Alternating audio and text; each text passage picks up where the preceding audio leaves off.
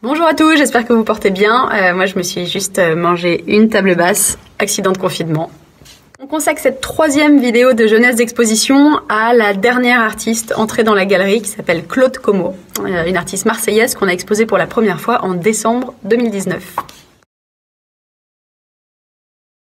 Alors pour la rencontre avec Claude, ça s'est fait par l'intermédiaire de l'artiste Olivier Catté, dont on vous parlait la dernière fois. Olivier et Claude se sont retrouvés par le plus grand des hasards dans la même résidence d'artistes qui a eu lieu en 2016 en Chine. Et c'est à ce moment-là qu'ils se sont rencontrés, et c'est même au tout début parce qu'ils se sont trouvés assis à côté dans l'avion et sont devenus super potes. À son retour de résidence, qui a duré à peu près 1 mois et demi, Olivier nous a parlé assez immédiatement du travail de Claude, qu'il appréciait beaucoup, ce qui n'a pas manqué de piquer notre curiosité. On a été un petit peu long à la détente, donc on a côtoyé Claude pendant 1 an et demi, 2 ans, avant qu'on se décide enfin à aller visiter son atelier. Ce qui nous a marqué chez Claude avant même ses œuvres, c'est son atelier. On savait pas tellement ce à quoi s'attendre. On était descendu à Marseille et en fait on passe une porte qui est tout à fait banale et on entre dans un endroit qui est tout à fait exceptionnel. Je pèse mes mots.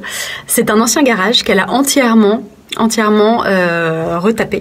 La première partie, c'est vraiment cet atelier qui est fantastique. Ensuite, il y a une grande cour arborée.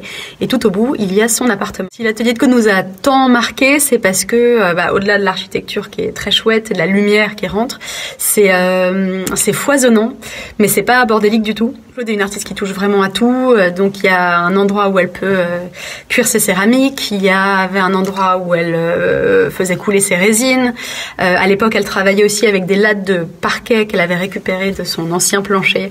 Donc il y avait cet amoncellement de petites lattes de bois et elle en faisait des sculptures articulées monumentales. Vous arriviez à droite, il y avait toute une petite succession de petites céramiques. De l'autre côté, en face, il y avait ces grandes huiles sur toile, très fortes visuellement.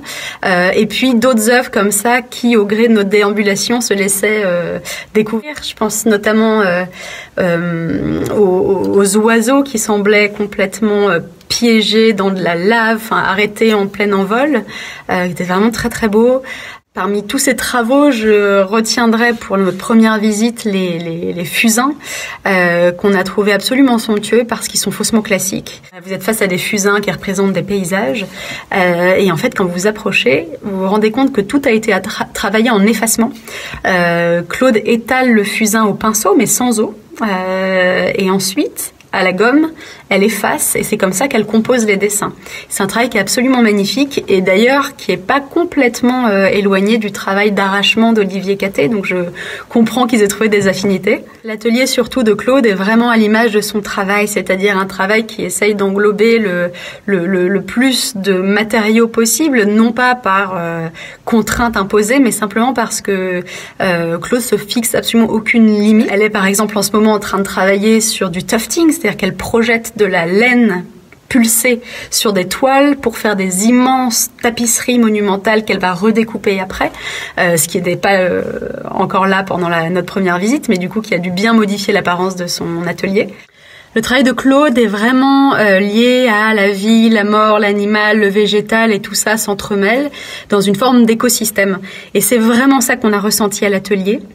Et c'est aussi vraiment là qu'on a compris le travail de Claude et non pas sur photo.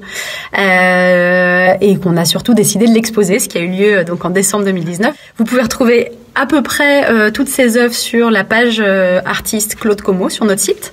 J'espère que ça vous aura donné envie d'en savoir plus. À bientôt!